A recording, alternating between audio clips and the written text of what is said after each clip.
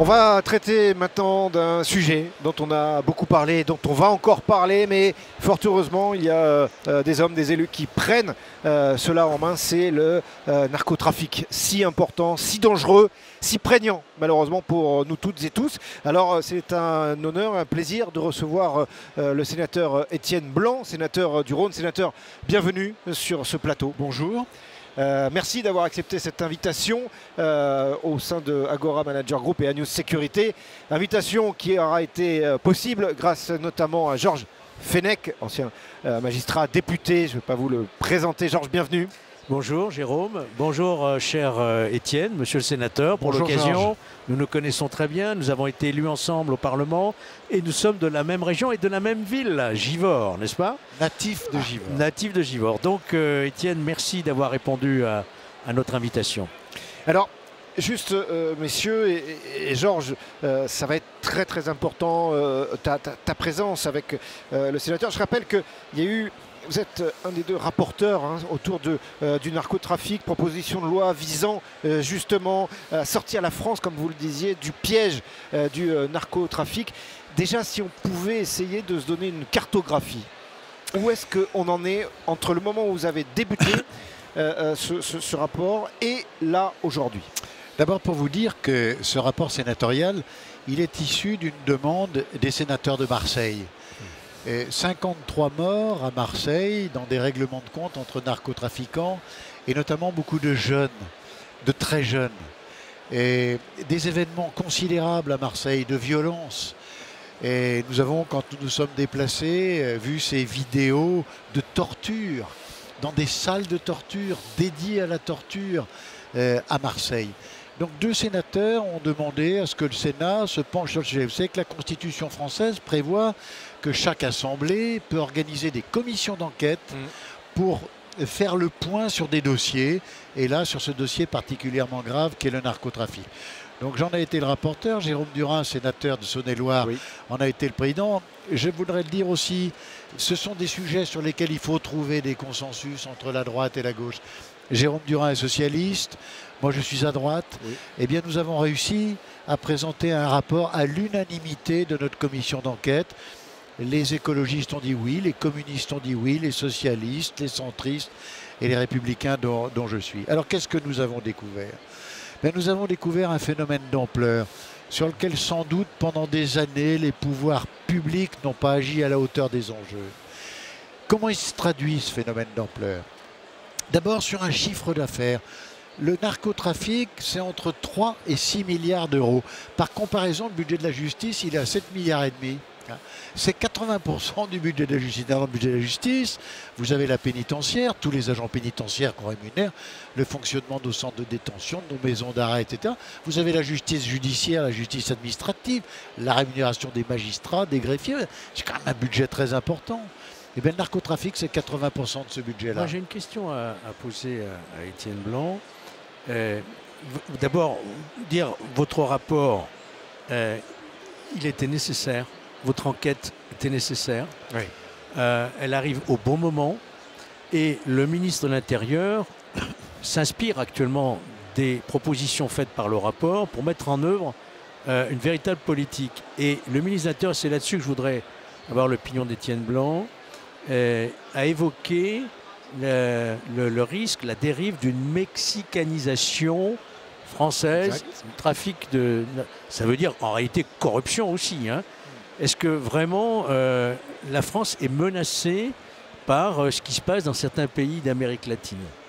Oui, c'est ce que je viens de dire, c'est la puissance du phénomène. 6 milliards et demi de chiffre d'affaires, 240 000 personnes qui travaillent dans les réseaux de narcotrafiquants. Donc pour répondre à la question de Georges, qu'est-ce que ça veut dire la mexicanisation?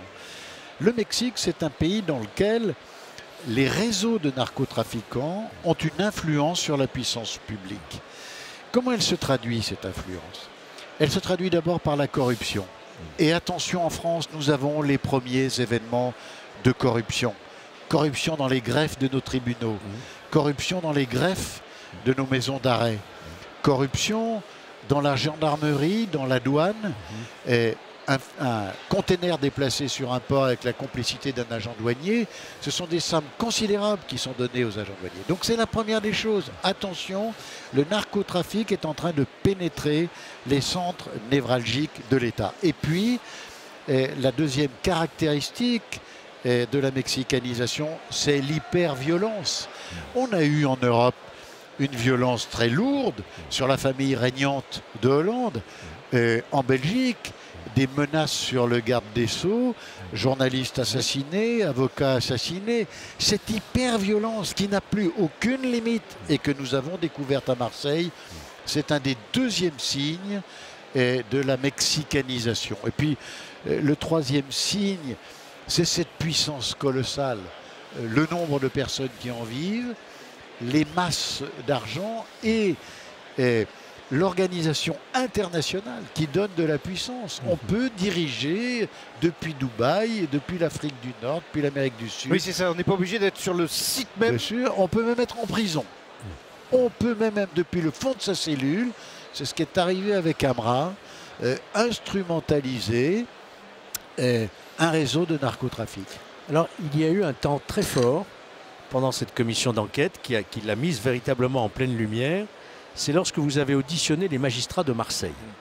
Les magistrats de Marseille vous ont dit carrément nous sommes en train de perdre une guerre. Et ces magistrats ont été un peu tensés par le garde des Sceaux qui est allé les voir, disant mais qu'est-ce que vous racontez à la commission d'enquête, et ce qui a créé une vive émotion parce qu'une commission d'enquête elle est indépendante et les magistrats étaient sous serment et ils ont dit ce qu'ils ont effectivement à dire. Donc est-ce que vraiment ce que vous ont dit ces magistrats vous l'avez pris en compte pour donner des moyens nouveaux à la magistrature? Vous avez notamment proposé la création d'un parquet dédié, un parquet national antidrogue en réalité. Est-ce que ça correspond à une nécessité aujourd'hui? Bien sûr, mais d'abord je voudrais dire que quand un garde des Sceaux interroge des témoins qui sont venus devant une commission d'enquête sénatoriale et qu'il leur dit mais ce que vous avez dit c'est pas bien, donc il les invite en fait au parjure. Et je me suis permis d'apostropher le garde des Sceaux dans l'hémicycle sur ce sujet-là, le garde des Sceaux de l'époque. Qu'est-ce que ça veut dire? Ça veut dire que l'État, finalement, accepte avec difficulté que l'on voit ce phénomène, que l'on décrive et qu'on permette aux Français d'en prendre la mesure. Les parlementaires, ce sont les représentants du peuple. Et quand les représentants du peuple constatent un phénomène, qui veulent aller au bout de la compréhension de ce phénomène et que l'exécutif dit non, arrêtez-vous, ce que vous avez fait, c'est pas bien, c'est mauvais signe. Alors, pour répondre précisément à la question, mais bien sûr qu'il faut doter les magistrats de moyens nouveaux. Notre code de procédure et notre code pénal ne sont plus adaptés à la gravité du phénomène. Je voudrais citer un exemple. Aujourd'hui, vous êtes policier. Vous avez un indicateur qui vient vous voir. Il trafique dans un petit réseau. Vous dites, c'est extraordinaire. Il accepte de me parler, il accepte de me donner des informations. Vous dites, mais continue et reste dans le réseau pour me passer des informations. D'où vient la drogue, où va l'argent, comment le réseau s'organise. Eh bien, quand vous faites ça et que vous êtes policier, vous pouvez être traduit devant une juridiction pénale. Parce qu'à ce moment-là, on va dire, mais attendez, vous êtes policier, vous avez laissé commettre l'infraction, mais vous êtes co-auteur, vous êtes complice, voire même vous avez incité à l'infraction, ce qui peut faire chuter la procédure. Il faut régler cette question-là. Vous avez des policiers aujourd'hui qui disent, mais attendez, si vous ne nous permettez pas d'aller au bout du bout dans le réseau, comment voulez-vous qu'on le fasse tomber? On a eu des commissaires qui ont été condamnés. Et nous avons eu à la Cour d'assises de Lyon récemment, excellemment défendu par mon confrère et collègue Francis Piner, le responsable, le commissaire de police, responsable de l'Octrice, qui était l'organisme avant le FAST, qui a été cité et qui a été traduit devant une cour d'assises, accusé, et on est dans matière criminelle. Donc vous savez, quand dans un système, on poursuit la police qui poursuit les criminels, mais qu'on a peine à poursuivre les criminels, il est temps de réformer le système. Absolument. Et alors, par rapport à ce que vous dites, messieurs, et à la lumière à la fois des questions de Georges, de vos réponses, des échanges qui sont faits, maintenant, comment on fait? Parce que celles et ceux qui sont en train de nous écouter, de vous voir, se disent « Ok, le constat, on l'a compris.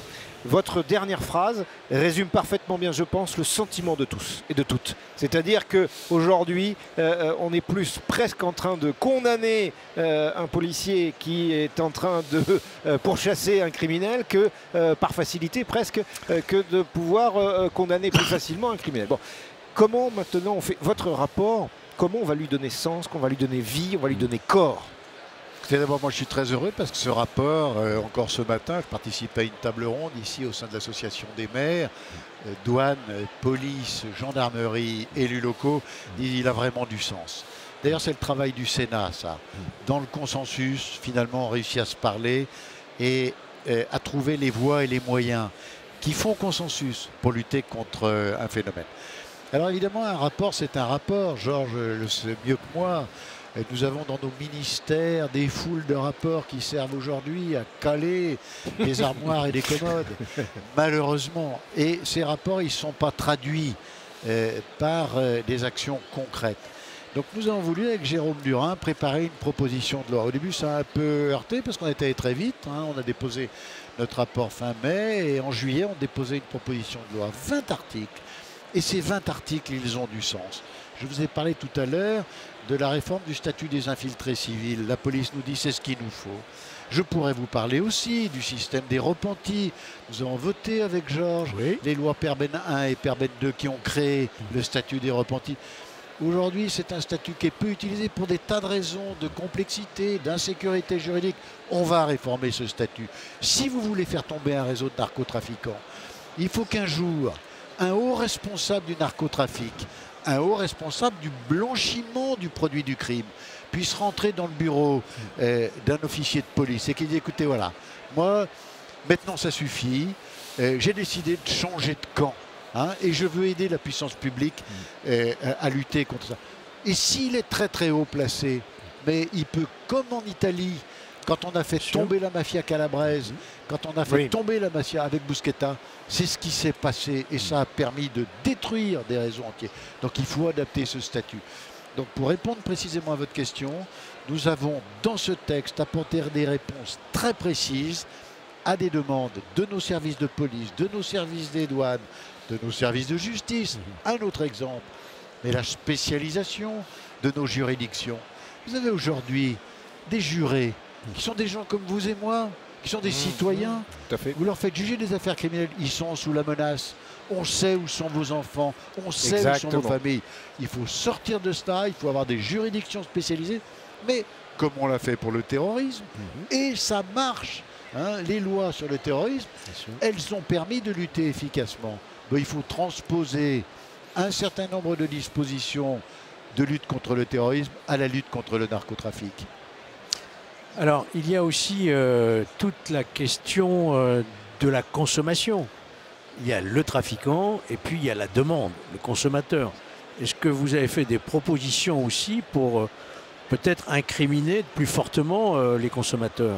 Alors là-dessus, Georges, il y a deux choses. La première, comment se fait-il qu'en France, nous ayons réussi par des campagnes vraiment puissantes à lutter contre le tabagisme ou à lutter contre l'alcoolisme?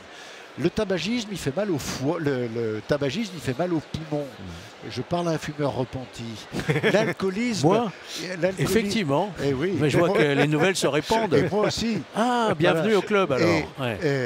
L'alcoolisme, il fait mal au foie. Ouais. Le tabac fait mal au poumon. Le ministère de la Santé a réussi par des campagnes puissantes à lutter contre ces phénomènes. Les narcotiques, ils font mal au cerveau. Pourquoi est-ce qu'on n'a pas mis des politiques de prévention? Parce que le produit est illicite, c'est ce qu'on dit. Voilà, mais je pense qu'il faut changer de registre. Absolument. Et là, nous avons fait quelques propositions dans ça. Et puis évidemment, il faut sanctionner. Il n'y a pas de politique d'interdiction qui ne puisse pas fonctionner sans sanction. Alors aujourd'hui, on a l'AFD, l'amende forfaitaire délictuelle, qui permet la procédure devant un tribunal correctionnel. Nous avons dit que le montant de l'amende, 135 ou 140 euros, était nettement insuffisant. Nous avons dit aussi que théoriquement, cette amende, elle est inscrite au casier judiciaire. Pour l'instant, tout ça ne fonctionne pas très bien. Donc nous pensons que la sanction doit être améliorée sur les consommateurs. C'est assez simple. Hein. Il y a moins de voleurs si vous avez moins de receleurs. Eh bien, il y aura moins de trafiquants si vous avez moins de consommateurs. Alors, il y a peut-être une dernière Oui, question, oui, peut-être parce que le temps passe. Je n'ai pas vu que vous soyez vraiment intéressé, lors de vos travaux qui sont encore une fois remarquables, au rôle qui pourrait évoluer de la MILDECA. Je rappelle ce que c'est que la MILDECA, la mission interministérielle de lutte contre les drogues et les conduites addictives, c'est-à-dire on s'occupe de tout en fait, de la drogue, de l'alcool et du tabac. Est-ce que vous êtes penché sur le fonctionnement de cette mission interministérielle? Est-ce que vous avez fait des propositions là-dessus? Alors, nous pensons que la MILDECA est un outil qui est extrêmement utile. Je parlais tout à l'heure des campagnes de prévention. La MILDECA, elle finance des campagnes de prévention. Donc, évidemment, il faut la renforcer sous l'angle de la prévention, de la sensibilisation des Français à l'ampleur de ce phénomène. Alors après, on a travaillé, on a auditionné la MILDECA. Il lui faut sans doute des moyens supplémentaires. Il faut sans doute qu'elle se coordonne mieux avec d'autres services. Mais c'est évidemment une piste qu'il faut investiguer. Très bien. Moi, j'ai plus de questions, hein, Jérôme. Mais alors, on est parfaitement dans le bon timing. On pourrait en parler longtemps, parce que c'est le fléau numéro 1 en France, on le sait. Hein. Mais moi, ce que je vais vous proposer, monsieur le sénateur, c'est de pouvoir avec vous accompagner. Alors nous, on va le faire avec le média, News Sécurité, on va le faire avec le groupe, Agora Manager Group, pour pouvoir relayer les avancées, les propositions, ce que vous faites, et puis de pouvoir revenir sur nos plateaux, notamment pour un Fenech Security Talk, qui est une de nos émissions que nous avons. Mais merci à vous d'avoir été là. Allez-y. Mais moi, je vais terminer sur un point. Et Georges pourrait le confirmer. On a une expérience longue de la vie publique. Vous ne pouvez pas faire de politique puissante si vous n'avez pas avec vous l'opinion des Français. Bien sûr. C'est vrai pour la finance, c'est vrai pour l'organisation territoriale. Il faut que les Français vous soutiennent. Et bien sûr, ce phénomène du narcotrafic, vous avez un rôle déterminant. Parce que vous permettez de façonner l'opinion des Français. Vous éveillez les consciences. Et je trouve que sur ce sujet-là, trop longtemps, la puissance publique, les médias, le monde culturel, le monde de la nuit, le monde de la fête, n'a pas voulu voir les choses. Donc on n'a pas éveillé les consciences. Donc on se retrouve aujourd'hui dans une situation qui est particulièrement grave. Il est temps de réagir. À Marseille, les magistrats nous ont dit on est en train de perdre la guerre. Oui, on peut la perdre, mais on peut la perdre si on ne mène pas une bataille puissante. Et là, vous avez un rôle essentiel. Alors écoutez, ce rôle-là, on va le tenir. Bien sûr, et rendez-vous avec le sénateur Étienne Blanc lorsque ces mesures seront mises en œuvre. Exactement, voilà. Le rendez-vous est pris, effectivement avec vous, monsieur le sénateur. On va jouer ce rôle, Georges, on va le jouer avec la News Sécurité, Agora Manager Group. On sera là pour accompagner, relayer en tous les cas. Et je pense que ce combat-là, il n'est pas une nécessité, il n'y a pas d'option, c'est une obligation. Merci d'avoir été avec nous.